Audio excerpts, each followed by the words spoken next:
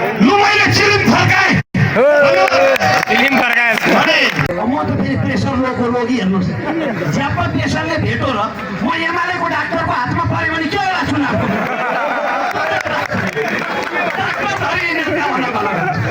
doctor खोजिराख्नु होला है अरू भन्दा बहादुर देउबाको घरमा भेटिएका पैसाको जिम्मा लिन सक्छौ भनेर सोध्नु रमेश लेखकको फिल्म भिसाबाट कमाएको कमिसनको जिम्मा लिन सक्छ भनेर सोध्नुहोस्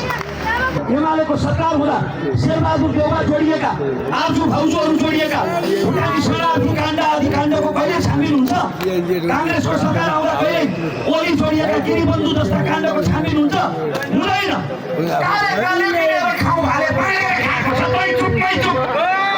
म त फेरि प्रेसर रोगको रोगी हेर्नुहोस्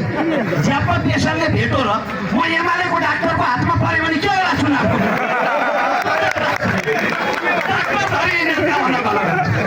डाक्टर खोजिराख्नु होला है अरू भन्दा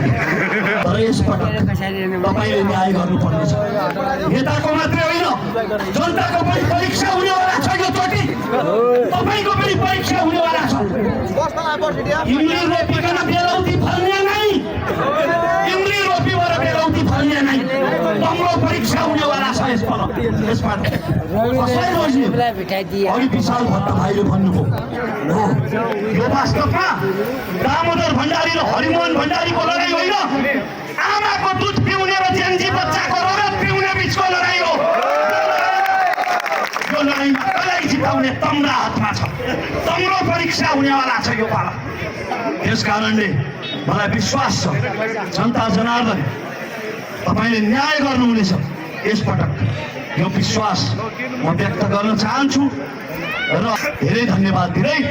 पूर्वेली भाषामा लु मैले